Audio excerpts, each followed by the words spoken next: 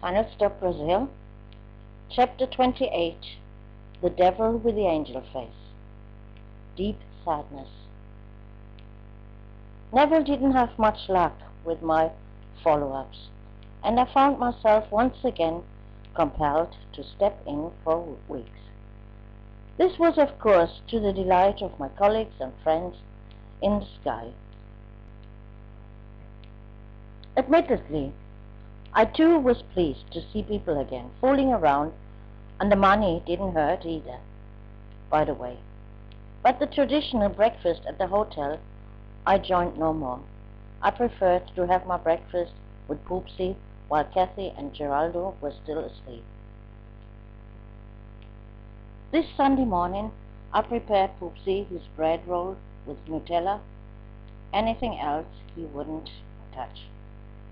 As Poopsie asked me innocently, "Mom, why is Kathy always sleeping with Papa when you are not here?"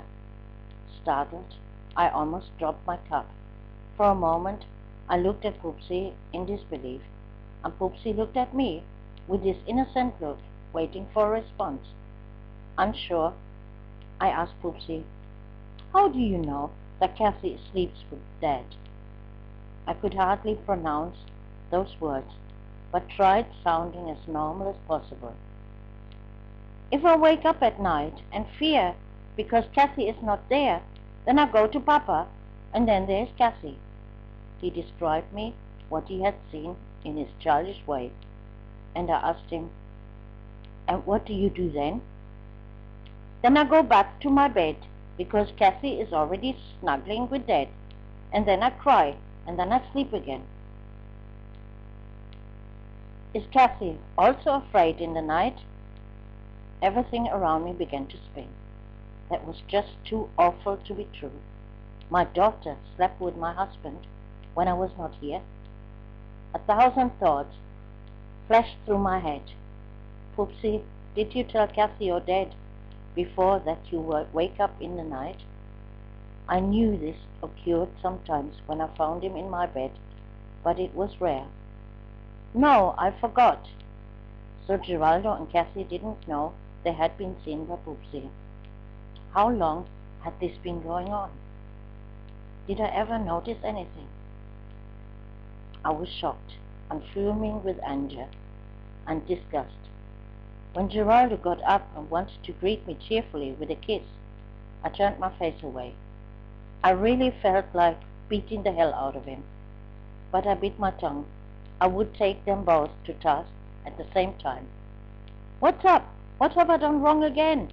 Geraldo asked innocently. Without a word, I turned to Poopsie, joked with him to distract him from the subject. Later, when he was bathed and dressed, he begged, "Mom, can I go to Patrick?" "Yes, but go carefully down the stairs."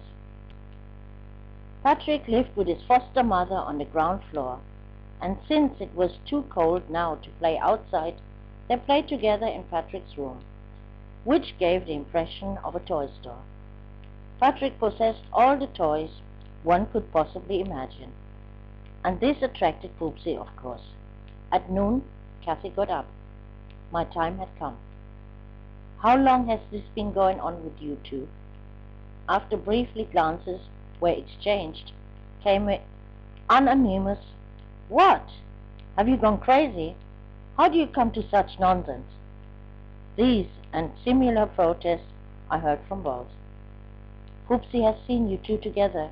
I described what Poopsie had told me, but Geraldo claimed that Poopsie was lying. This made me lose control completely, and I shouted at him, "Poopsie lying? A 3-year-old child? Why would a 3-year-old child come up with something perverse like that? I doubt his imagination extends as far as this." Reluctantly, Kathy remarked, "He may have dreamt it and believes he has seen us." Both swore it was not like I thought. Absolutely nothing was going on between them. Kathy turned back to her typical defiant manner. "Great that you suspect something like this of me." Geraldo swore that he would never do such a thing. Please believe me, I wouldn't touch your daughter. My doubts remained, and my kilos became more. I stuffed more and more into myself. Due to the stretchy leggings, I didn't even notice I had now arrived at size 44. Just before Christmas, I was asked to work in Sky. But when I arrived, I was received by Neville with the words, "Sorry, I forgot to let you know I have someone for the cash now." No problem for me. I would just have a drink upstairs and then go back home. My problem at home I pushed totally aside. I refused to think about it. Amir arrived and we started fooling around. While everyone else was bending on the dance floor to the sound of R&B, we mingled with the people on the dance floor and danced ring-a-ling. Ralph laughed from the DJ booth and gave us signs that we were both totally crazy. At 1:30, I had said goodbye to everyone and went home. After I entered silently the apartment, I went to check on Poopsie first. He slept soundly. My eyes fell on Kathy's bed, and I saw a silhouette in the dark, which was not Kathy's. It ran off like a bad movie. I turned on the light, whereupon Geraldo, probably already woken up when I entered the apartment, jumped up immediately. Kathy remained motionless, with her back turned towards me. The fact that I didn't get a fit of rage astonished myself, but the opposite was the case. Very calmly, I turned the light back off, took notice of it that Geraldo tried to dress something quickly. I turned around and closed the door behind me. It was paradoxical, but I did feel something like relief, ease about it, that I never had a reason to doubt Poopsie. It was complete nonsense. I knew this from the beginning. Poopsie could not have invented such a story. But I had clamped a little on the hope this was not true. Geraldo, now in a bathrobe I had given him for the last Christmas, came into the living room and began, "Rita," but I stopped him. "There is nothing more to say between us. Tomorrow, or better say today, in a few hours, when it's light, I would like you both be leaving this apartment." Geraldo, now crying like a little boy, ran from the living room. I could hear as he threw himself on our bed and then howled loudly as buckets. Because of this, Poopsie woke up and came running to me in the living room, crying and totally upset. "I'm sorry, Poopsie. I have long tried to spare you this, but there is no other way," I said, while he snuggled up into my arms. Of course, he didn't understand a word of what I was talking about. I spread the blanket that was folded on the couch over Poopsie and caressed his face until he fell asleep again. Then I sat there, just silent, lost in my thoughts. "I hope you won't regret it one day." I saw Marcus' hurt face before me. Now my rigidity was gone and the tears ran open over my face. Oh yes, how much I had regretted to have sent away the second man in my life whom I loved. For this, no good Geraldo, who was then playing off his largest triumph, Poopsie. He knew perfectly well I never would have made a decision to hurt Poopsie. This time, however, his limit was exceeded, by far. And not just his own. A boundless anger, almost hatred, I felt rising within me when I thought about Kathy. That she wasn't an innocent victim was clear enough. What happened here was not a blind passion or infatuation. She did this out of pure calculation, to hurt me. How many times I could see her envious, jealous glances when Geraldo, Poopsie and I had fun together. The same she tried with Victor. Poopsie she had wanted for herself, Paulo, me. It started years ago, and how long she had made my life hell.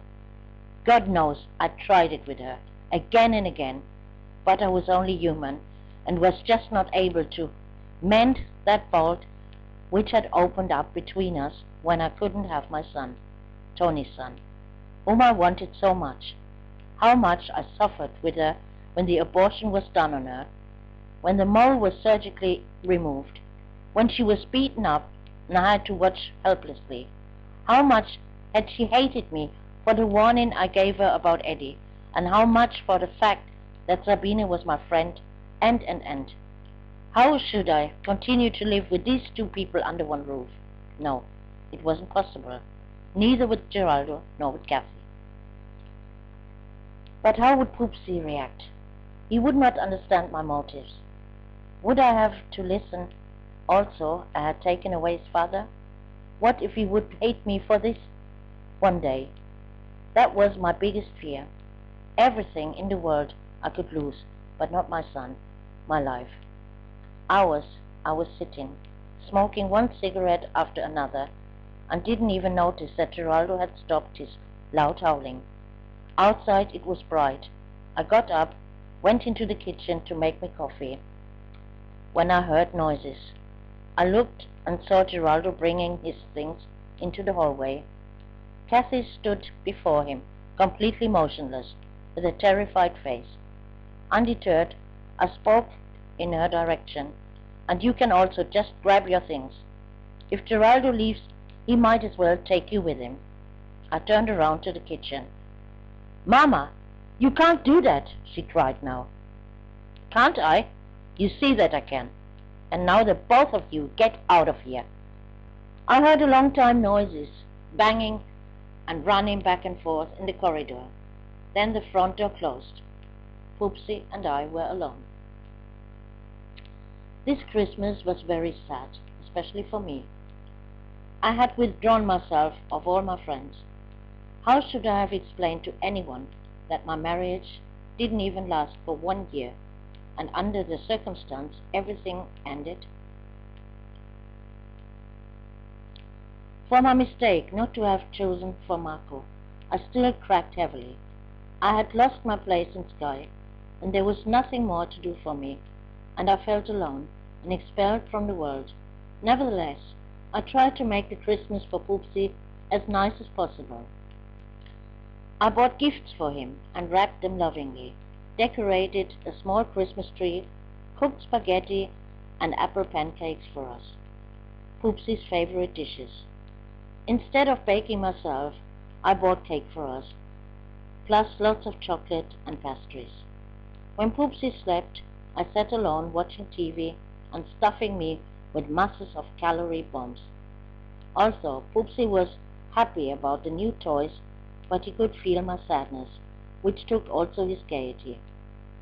This, though, made him more affectionate than before. He came to cuddle me and said, "Mom, don't be so sad." He often asked these days, "When is Dad coming back?" or "Where's Kathy?" I had told him Geraldo was on a journey and Kathy was living some other place now. New Year's Eve, and that my birthday, was correspondingly this month.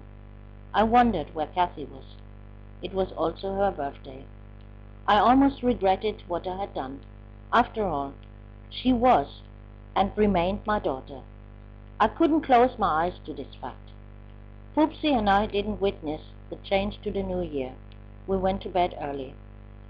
Poopsie now mostly slept in my bed. The new year began with unpleasant surprises. When I came home from work with Poopsie, I found almost daily something missing: money, jewelry, cosmetic utensils, tapings of the music from Sky, which Ralph had compiled for me along the time. This annoyed me most because they were collections and mixes I would never get back.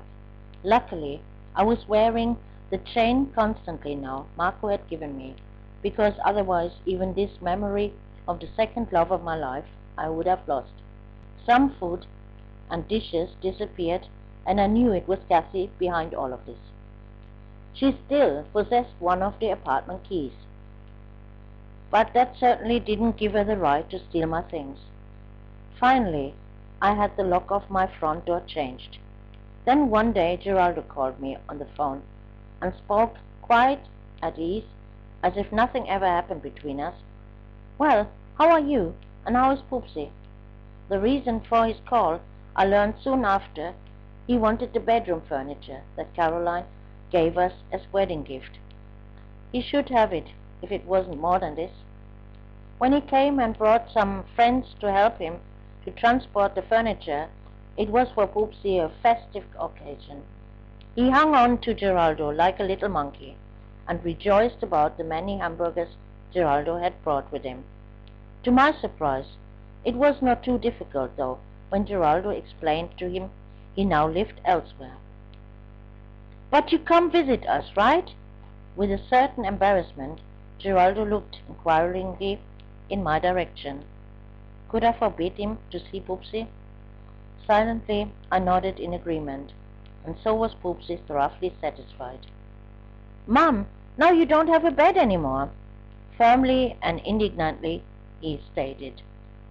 "I just sleep in the living room until I buy a new bed," I answered him, while caressing lovingly his face. Kathy's bed I refused to use. At this point, it slowly but gradually began. My sense of taste disappeared.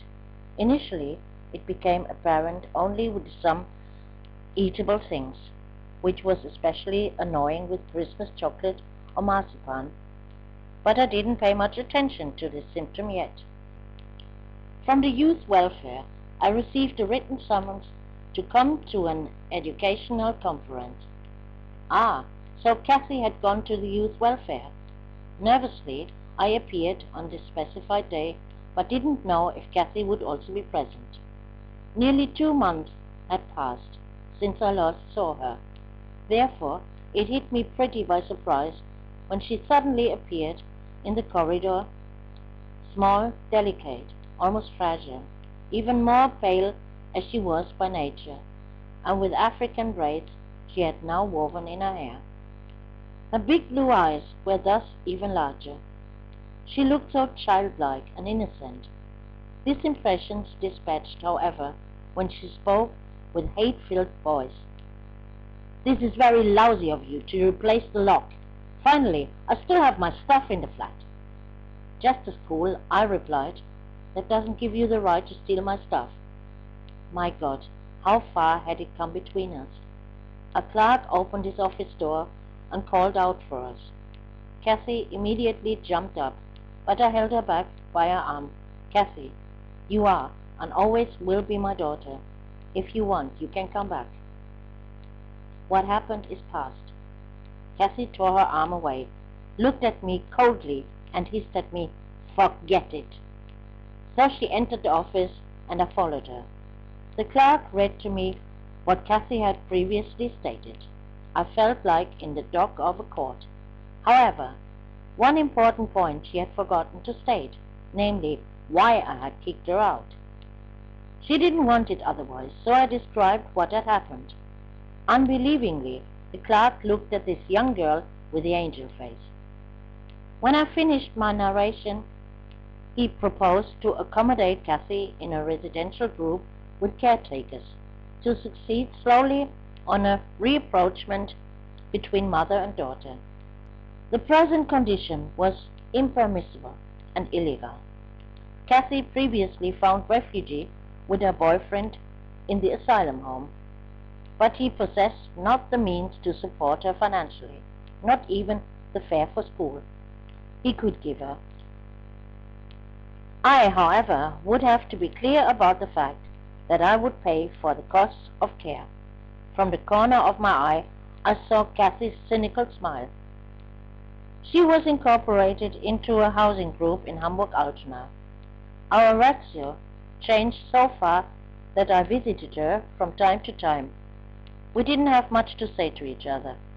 The entire cost of this service, with interest and compound interest, came up to a monthly installment of 350 German marks. Probably for the next 30 years, I thought bitterly. Geraldo now regularly came to visit Poopsie, and Poopsie was, of course, more than happy about it. First off, I made a good face to it. My loss of taste was so extreme, I tasted nothing anymore. Sweet, sour, bitter, salty, there was no difference for me. Additional, I felt dizzy and had problems with my equilibrium. Initially, Andrea, my colleague, joked, "Are you drunk?" But soon she realized that my condition was serious and worrying. I carried on as before, tried it at least, and told myself it will go away again. The opposite was the case. It was getting worse. I made mistakes at work in such extreme dimensions that entire settlement runs had to be repeated. I could hardly concentrate. Now had absolutely no more sense, no more feeling in the mouth area. It was all numb, like when someone has an anesthesia by a dentist. If I ate something which was becoming rare, the saliva ran uncontrollably from my mouth. Andrea was in honest and serious concern for me. "Go to the doctor finally, Rita. You can't go on like this." I did go, not just to one. I underwent a true marathon, from one doctor to another. No one could help me. They all blamed it on psychological causes. Angry as I was, I scolded, "If the doctor can't find a cause, then they push the blame for everything on the psych, or what?"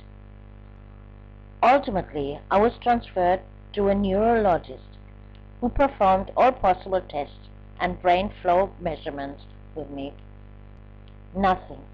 Everything was functioning normally. Amir, who during this time took care of me, was also clueless, even though he studied medicine. I was then remitted to a hospital where the tests and examinations expanded. Geraldo, however, remained with Poopsie. I had no one else, so I had no choice. After all, Poopsie should remain in his familiar surroundings.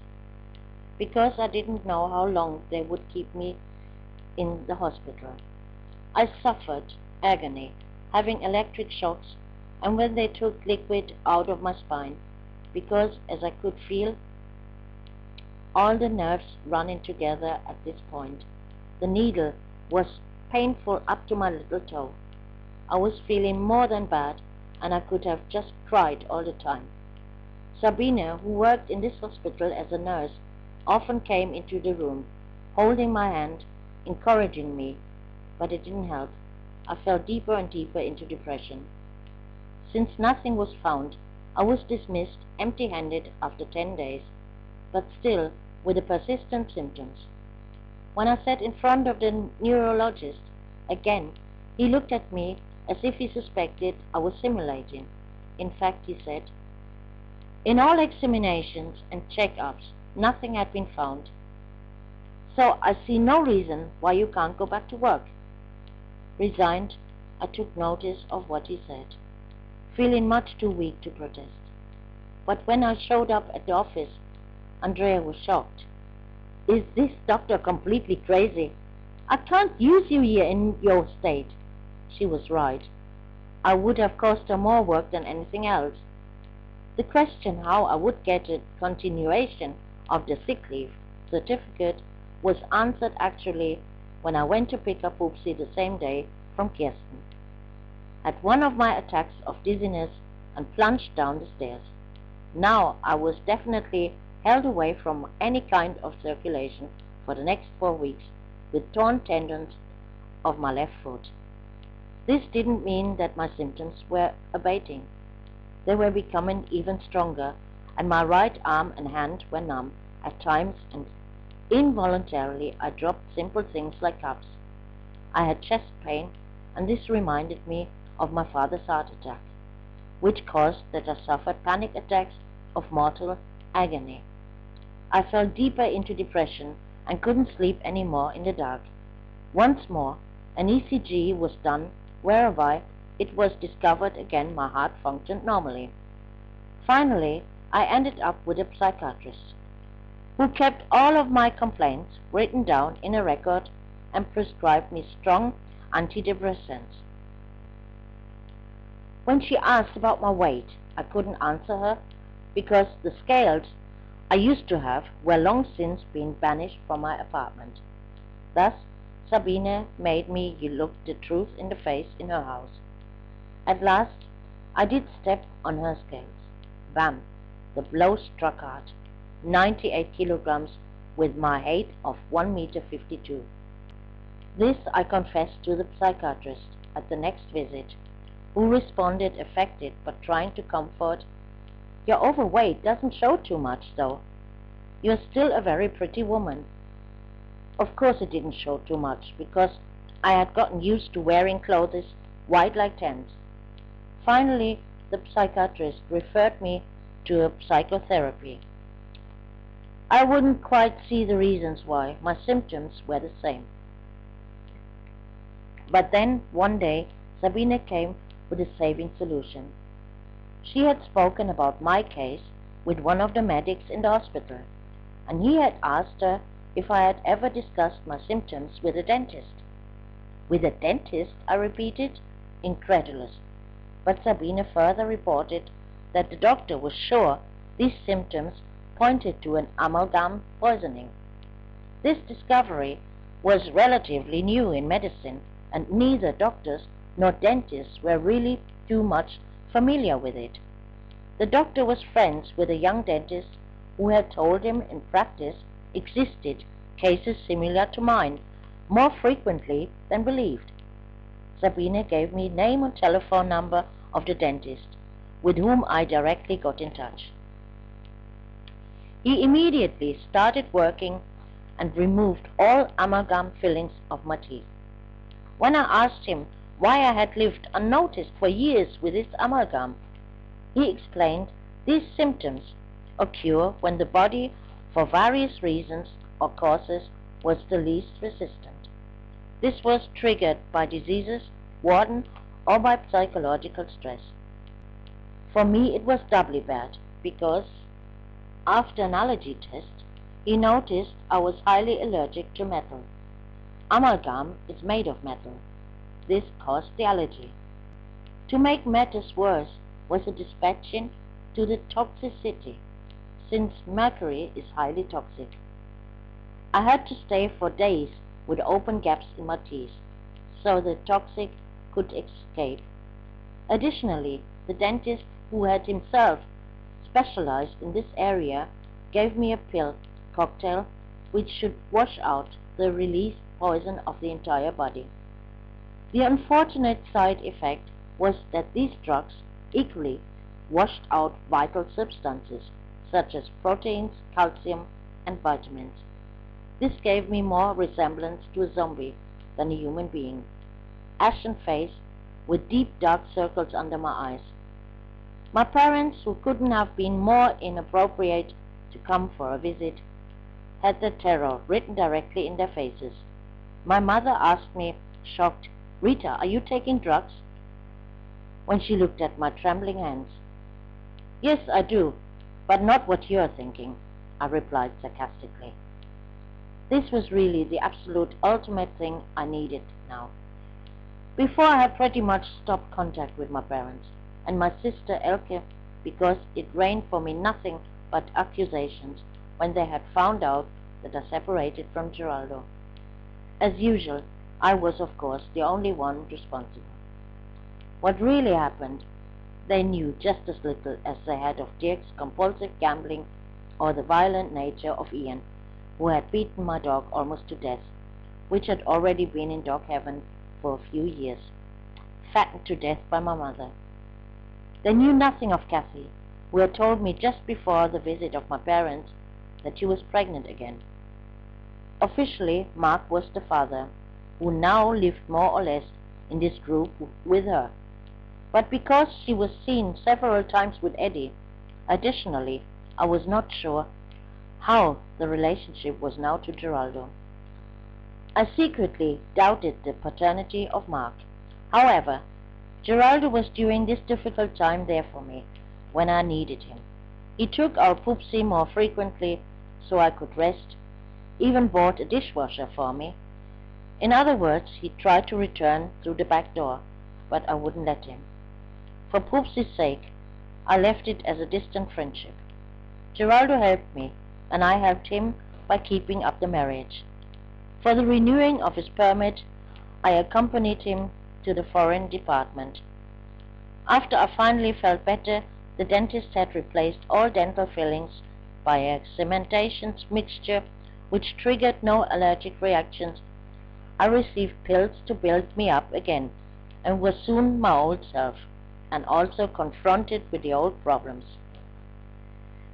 The youth welfare ran my door in with a notice that it would not be possible and couldn't be tolerated Mark living with Kathy in the community.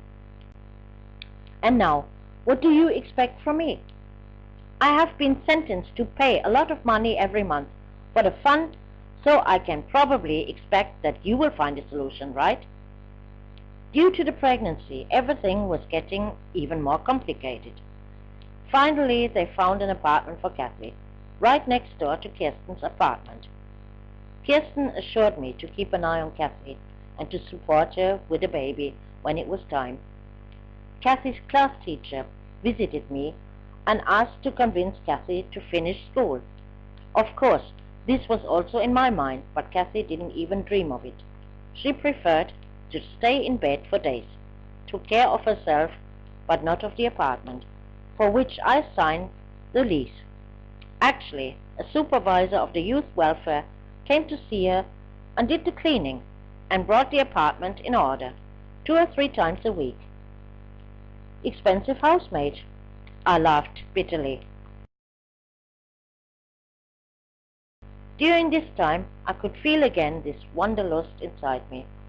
I felt the urge to leave everything behind me, to take Poopsie and disappear from Germany.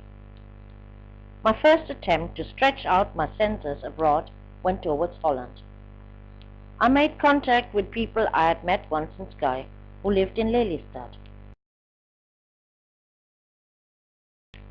near Aarhus and near the IJsselmeer. They indeed were Nigerians, but these belonged to the exceptions I liked, because they were busy working in regular jobs.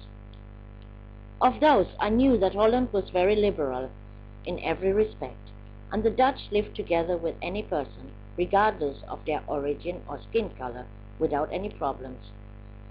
The only people they didn't like were the Germans, which originated from the Second World War.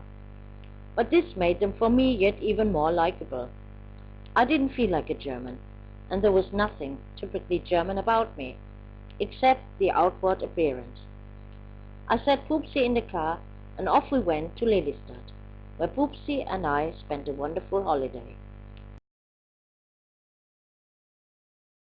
Philip, our host, who lived with his wife, 2 children, and his brother in a beautiful house, took us for a swim in the IJsselmeer, showed us corners of Amsterdam I didn't know yet, and Poopsie not at all, and we went to Aarhus. For Poopsie, everything was once again an exciting adventure with Mum. But I also looked and listened around, found out we could easily have an affordable cottage for rent, and there were plenty of lovely ones for offer. To find work, though, was rather difficult, if not possible, if one didn't master the language. Also, Dutch is very similar to the German language. I had my difficulties. I could understand most, but to speak it was a totally different story. Philip encouraged me again and again by his example that it was simple to speak Dutch, and suggested I should initially look for a job in a restaurant until I spoke the language fluently. Exchange my job as accountant for a job as a waitress? I hooked up to stay as a nice vacation, but no more than that, and returned to my working place. However, it didn't take long, and I had to fear for my job. The payroll department was planned to be centralized, which meant our department in Hamburg would be dissolved. Only one of us should remain as service for the employees and for any corrections. This created for the first time tensions between me and Andrea. I realized she would defend her position with claws and teeth if need be. But I was lucky, because a lady from the phone sales was leaving for retirement, and my boss decided to replace this position with me. To me, it was more than alright, because I was always hungry for new challenges. The flow of work in the payroll department had long since become routine for me, and routine bored me easily. The position in the phone sales was not very demanding. I was sitting with headphones and micro at the telephone to keep my hands free for typing orders directly into the computer system. The only important thing I had to observe were the special offers, promotions, and gratisware. Yes, and of course, accurate inputs. It was fun for me to have contact with customers, and before long the phone calls for orders turned additionally into some private conversations with our customers. For Poopsy's 4th birthday, I organized his first real birthday party, with Patrick and Kevin from the neighborhood as guests. Further, Adiza with her mother, Alex, a new daily child of Kirsten, who was of course also invited. My birthday present was his first bike with 2 supporting additional wheels. Kirsten, Alex, and I joked about Poopsy and Adiza, the future perfect couple. Maiga, Adiza's father, came from Mali, and therefore Adiza was equally dark-skinned as Poopsy, with a pretty face, but she was quite overweight. Since she was 2 years younger than Poopsy, I took it as baby fat. Since the birthday, Alex started to invite me for coffee, and that way I came to know her better, and we became friends. Often we made joint trips with the children, like to the park or the zoo, and visited the Altona City Festival. Actually, Alex was just as solitary as me, because her husband didn't care neither for his wife nor for his daughter. Instead, he came and left whenever he pleased. With my new neighbors, a Turkish family, I befriended also quite rapidly.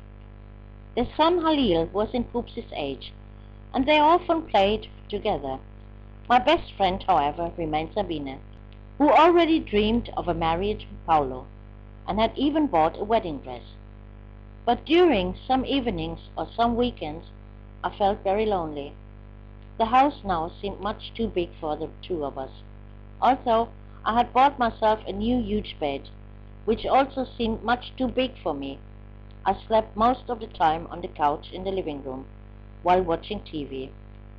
As the winter time approached this year, the first time the problems with Poopsy's asthma started, beginning with a harmless cold and worsening to a heavy bronchitis, until Poopsy gasped suddenly and couldn't breathe. In panic, I brought him to the Altona Children's Hospital, which was luckily just around the corner. The attending doctor noticed it was pretty serious. He showed me the little veins that had burst in and around Poopsy's eyes, and explained to me these were already signs of suffocation. Poopsy had to stay 1 week in the hospital for observation. During this time, they set him on medication, which he had to take or use regularly. I wasn't allowed to stay with him, and it hurt me very much to leave my little darling alone in the hospital and see his wide and frightened eyes. But my Poopsy didn't cry, and when I visited him the next day, he already smiled again. The nurses told me he had resigned himself very quickly with the situation, and even comforted smaller children and distracted them when they were crying and calling for their mamas. I was so proud of my son. He never gave me grief, only joy, and that he now suffered under these asthma attacks, which would restrict him for years from now on in all his activities, was certainly not his fault. As he grew older and more independent, the asthma attacks were even bringing him back closer to me, namely, when he sat with me and I was hugging him while he was breathing through the inhaler, and fell asleep in my arms while I gave him comforting caresses over his hair and his face. When asked whether he would suffer for the rest of his life from asthma, his pediatrician said, "This is to be feared, unless you take him and move with him into a milder climate." Your son doesn't endure this weather here in Germany. There it was again. My hatred of this country grew more and more. Kathy and Mark made it a regular habit to appear during the weekends to loot my refrigerator. Thus, my weekly shopping for me and Poopsie I carried out on Fridays was already finished by Sundays. I was uncomfortable with the entire situation, because I still didn't like Mark, and with Kathy I had to take caution, especially in her current state. Sometimes I just didn't open the door if they rang the doorbell, but with Poopsie in the house I couldn't do it. He was too honest and accurate, scolded me when I suggested, "Let's just pretend we are not at home." "But we are at home. This is not right, and if we are at home, you need to open the door." Just before Christmas, I received a phone call of Roland, my old Nigerian friend, with whom I was still in sporadic contact. To my surprise, he invited me to the opening party of his new disco, Chocolate City, in the south of Hamburg. Roland seemed to make the life and death of his discos depending on his wife's. The club he had at the Reeperbahn, which functioned quite well, was closed when his wife separated from him. Now he had entered a new relationship and opened promptly a new disco. The real backgrounds, however, were elsewhere as a foreigner. It was virtually impossible for him to get a license, so he just put his women as official owners. The evening seemed promising, with a live act he had contracted, the famous group Soul to Soul. When I entered the club, it was already full. I had a look around to tell Roland in his new office my opinion. The premises are not bad in principle, but the furnishing is miserable. The best is to throw out all the shit and invest a little more. Roland considered me much as his good friend and laid great emphasis on my opinion.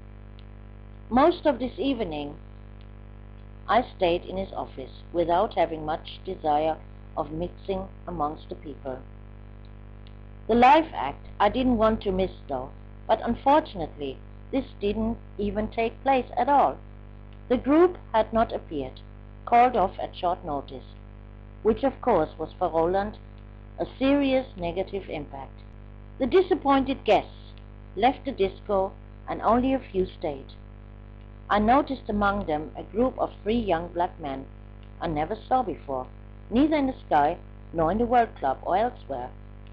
One of them responded to my look, but I didn't care more about it. Instead, I tried to encourage Roland and finally decided to go home too. My car was parked just outside the entrance to the disco, in the parking van, of course. I got in, turned the ignition as exactly the guy who had met my eye appeared at the passenger side window. He was very handsome, I noticed, while I pressed the button of the electrical window lifter. "What do you want?" I asked suspiciously. The congenial smile he didn't change when he asked, "What are you going to do? Want to go home already?" I nodded wordlessly. "How about going with me and my friends elsewhere?" I thought about it. Poopsie, who stayed with Kevin, was in good hands with Kevin's mother. Of this I didn't need to worry. Why not? The next moment I sat with 3 complete strangers in my car. Secretly, I wondered if I was pursued by madness. But these 3 didn't appear like dangerous rapists or murderers. On the contrary, they were all very funny and very handsome.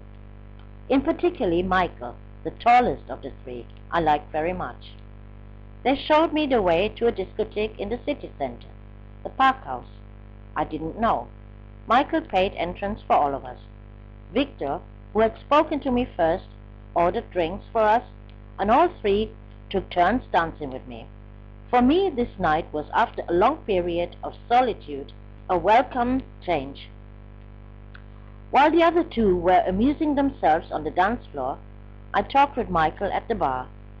Michael was not only the tallest, he was also the oldest, and I learned, to my disappointment, they were all Nigerians. Michael noticed when I screwed my face and laughed. You know, there are honest and innocent Nigerians who even have something inside their brains. We are not all just drug dealers. I gave in by telling him that Roland was a real good friend of mine. I learned further that he studied at the university, and Victor was also planning to do so, but initially wanted to earn some money and therefore worked in a factory in Frankfurt. Only Jason was a DJ, but currently looking for a new job. I could have a talk with Roland, I offered. I liked Michael better with every minute. He was very handsome, especially with his cute smile. The more surprising to me was when Victor asked me to dance. We slowly danced very close to the music of Tupac, Dear Mama. Victor suddenly had kissed me long and passionate, and we spent the same night together. At any rate, out of this grew a very strange relationship at a distance. But it could be described more as a friendship between a man and a woman who additionally had sex from time to time with each other.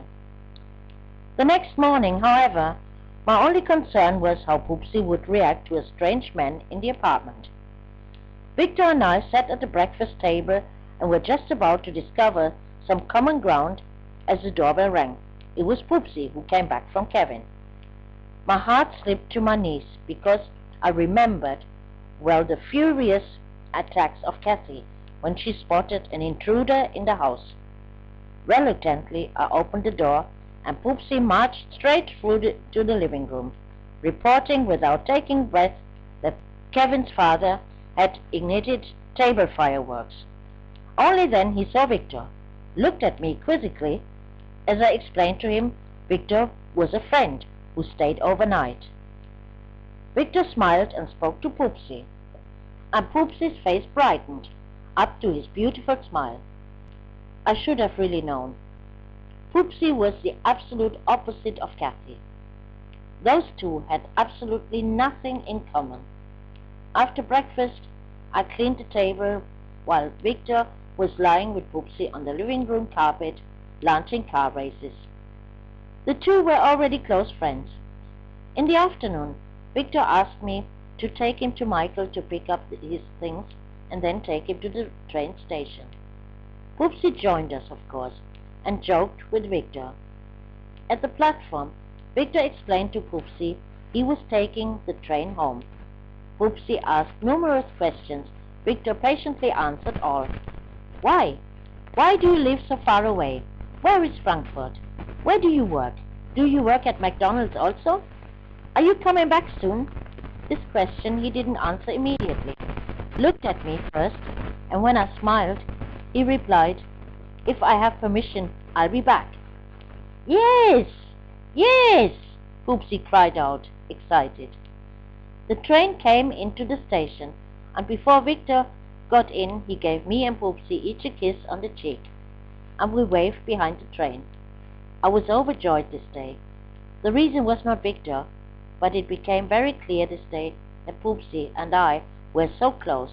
As small as he was, he could feel I loved him infinitely. He had no reason to be jealous because there would never be another person more important than him. For his naturally friendly nature, he was being loved by everyone. From childhood, he was accustomed to many people always being around, and therefore the people I liked were automatically his friends too. Christmas 1995 was celebrated together with Alex and Kirsten's family. Alex had rented a Santa Claus for the children, who brought the gifts. We all put money together for a real nice Christmas dinner. We also prepared jointly in Alex's kitchen, accompanied by a lot of laughter. Maiga, Alex's husband, preferred to spend the Christmas evening in a disco instead with his family. Looking at his example, I was actually happy about living alone with Poopsie, even if our apartment appeared too large for us two. Boxing Day, the inevitable couldn't be turned away. Kathy and Mark stood outside my door. To my surprise, though, Kathy had brought a homemade cheesecake with a bottle of Bailey's Mark held in his hand. "Are you having something bigger in mind?" I asked while my eyes fell on Kathy's waist circumference, which made her look like a beached whale. The afternoon dragged on until the evening, and I felt uneasy, as seldom. The conversation proceeded haltingly and forced. I was annoyed for not having time now to try the new game with Poopsie I gave him as a Christmas gift. Mark talked and talked about all his plans and about the German test he had passed to be admitted to the university. He planned to study business administration. Secretly, I asked myself why. For better logistics and control of drug trafficking? I asked him which Nigerian tribe he belonged to. Yoruba? Aha, that's why. Victor had explained to me that Nigerians are different like day and night, and there existed in numerous different tribes. He came from the Igbo tribe, of which the people were generally very industrious and eager to learn. The Yoruba were predominantly enriching themselves by criminal activities, but remain as the so-called big fish in the background. The Hausa were the ones operating as the small dealers and gangsters for the Yoruba. His lecture he had ended with his mandatory sentence that among all people exist good and evil. As for me, Mark belonged undoubtedly to the evil. I didn't like him and trusted him only from 12 o'clock until noon. Mark woke me up from my thoughts because he was still expecting an explanation for my remark. Ah, that's why. Oh, nothing. I have a friend who is Igbo. With this, I changed the subject. On the 12th of January, 1996, my first grandchild was born. Also, I enclosed this petite little baby right from the start in my heart. I had bad feelings about things and strong doubts, Mark being the real father. Marcus was almost white and had not the slightest resemblance to Mark. His hair fine and smooth, his face was like Kathy as a baby. I said nothing, however, suspecting that Eddie was the real father. I wasn't happy about it. I found myself absolutely not even in the role of a grandma. I made this very clear to Kathy. I would not be forced by anyone into the role as a grandma, and no one had to call me grandma either. Later on, Marcus could happily call me Rita when the time came, and he began to talk. About the same time, I received a letter from the youth welfare. Exceptionally positive. Poopsie was allowed into the daycare. When I gave him the joyful news, he jostled to go there the very same day. No doubt, he loved Kirsten, but his temper still longed to break loose, to have the opportunity to play with other children and to learn new things by teachers. "How shall we call your son, then?" asked the teacher, not sure whether we had called him Philip or Michael. Michael, I replied, a bit confused. Yes, now the Poopsie time was over. Michael was a big boy now, and no more the little Poopsie.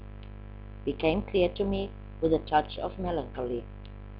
Kirsten was also a little sad, because she loved Michael like her own child, and now suddenly everything was over. From now on, I brought Michael in the morning to the daycare and picked him up again in the afternoon. The only consolation for Kirsten was that we continued to meet privately, so therefore the contact was maintained upright. I was more often now in this area anyway, if only to throw an eye on Marcus. Of course, I supported Kathy financially on purchases for the baby. Michael was also in love with Marcus and showed no jealousy. He now was a proud uncle. I quickly noticed my fears were well founded. Also, Kathy took care lovingly for Marcus, treated him almost like a doll, hugging him all the time, but the environment in the apartment was ignored. Dirty dishes stacked on the coffee table, the mountains of dirty clothes lay around on the bed or in the bathroom. The floor was dirty. Kathy saw none of it all. Instead, she stayed the entire day with her blanket on the couch in the living room, watching television, eating chocolate, with Marcus on her belly, whom she kissed and cuddled constantly. Kirsten, Alex, and I talked to her. It was no use. Either she waited for Mark, that I had to leave him, he took care of order and cleanliness, or she waited for the youth counselor. Eventually, I got the rage, took the woman to the side and growled at her. Damn, I pay 350 marks per month, and probably until the end of my life, and I see only one thing. You come here and pick up the bucket to clean. This I can have much cheaper. You studied pedagogy and sociology, so you do something to prepare my daughter for an adult life. That is what you're paid for, and not to be a cleaner. The response was she came no more at all. I was worried about Marcus because Kathy failed to wash and sterilize the baby bottles. Or she forgot to change the water of the sterilization box for days. I saw this immediately because the water was murky and always stale. When Marcus was completely sore on his butt, it turned out she didn't change the pampers often enough, and otherwise didn't clean him thoroughly. Marcus' great luck was that Kathy got suddenly the idea in her head she wanted to work. The penny store in my neighborhood was looking for a cashier, and also Kathy had neither finished her school nor did she possess any professional experience. She got the job. Thus, Kirsten took care of Marcus, and I was relieved. First off, I heard nothing more of Victor, but one day I received a letter from Frankfurt with a photo of him and his phone number. Looking at the photo, I noticed that Victor showed by his body structure and also by his face a strong resemblance to Marco, of whom I had never heard anything again. Victor had written only a few lines. Hi, how are you and my little friend? I thought I'd send you my phone number. If you like, just give me a call if you're interested. Ciao, Victor. I showed Michael the photo and asked him, do you remember who it is? Victor, Michael replied, with his sweet smile. Shall we call him? With enthusiasm, he immediately picked up the phone and I let him talk to Victor first.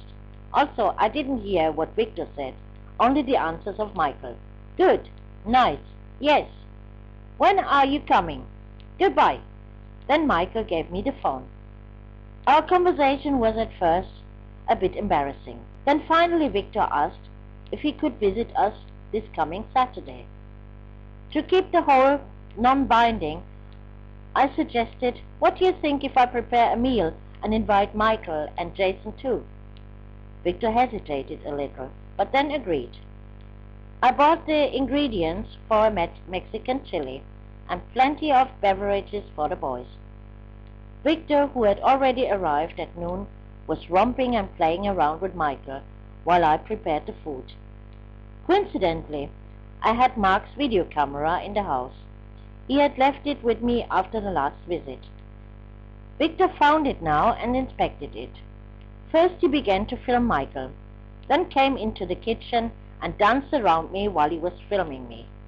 Turn around again, he asked me, what I didn't do naturally. Instead, I slashed at him playful with a tea towel. Meanwhile, I was suffering very much myself by my overweight, and would have loved to lose it. Certainly, I didn't want to find myself at some point like this on a homemade video. Victor wasn't disturbed with my weight, though.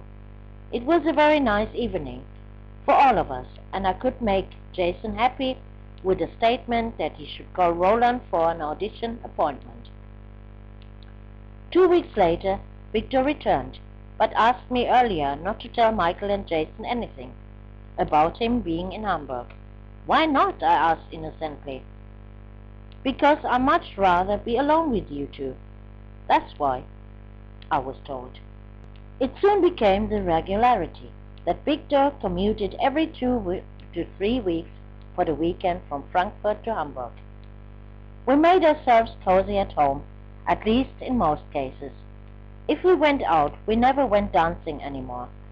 Victor loved to take me to the cinema or play pool. Basically, he was a very serious person and appreciated the hours of talks we had. What I found very strange, though, Victor had his principles to have sex only once a day. When he arrived on Saturdays and Michael happened to be with Patrick or Kevin, he sometimes fell upon me as soon as he entered the apartment, and we made passionate love. But this was it until Sunday. I could do what I wanted. All trying to seduce him failed. "You know I make love only once a day," I had to hear, and with it the topic was concluded for him. For me, however, it was not, because every 2 or 3 weeks having sex only twice on the weekend was for me absolutely not enough. Once I was so angry, a fight broke out between us, and Victor didn't visit for entire 4 weeks. Only afterwards, then called again to announce his visit. I asked my brother Amir's advice. "You're a man. Please explain this to me. I want to be able to understand Victor and his motives." But neither Amir, as a man, could give me an explanation. This left me with a choice, to do without Victor's good company and find another sex partner, or continue as before.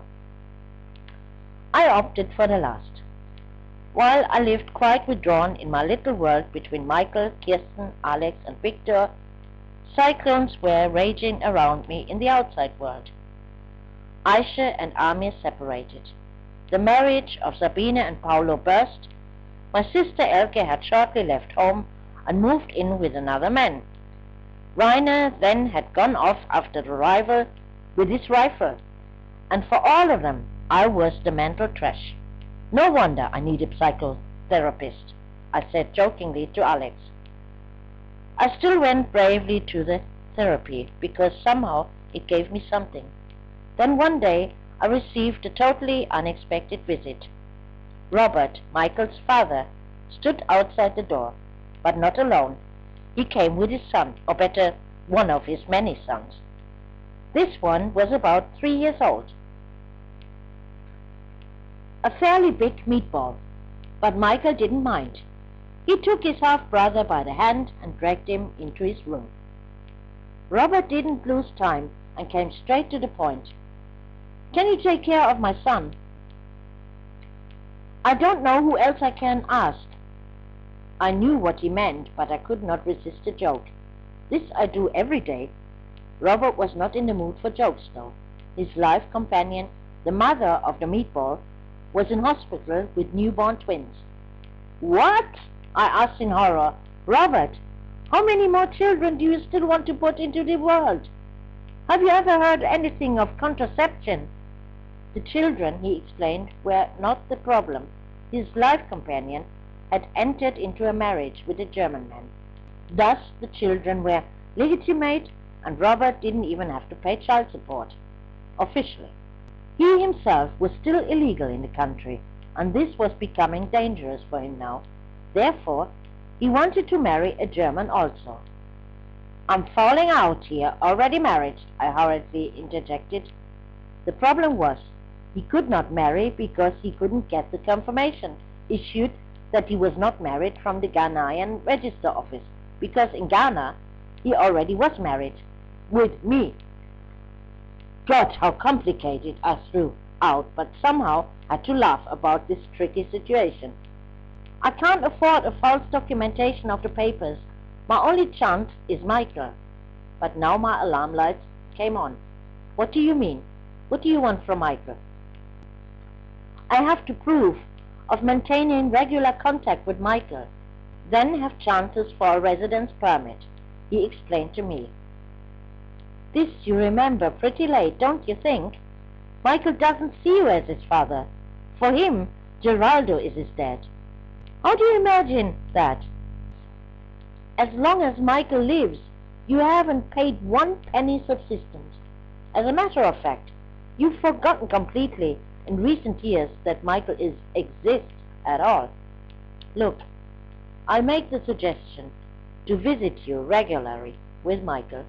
If he gets on well with you, I think he will also be stable enough to explain to him you are his real dad, and then we'll see. But don't try any dirty tricks.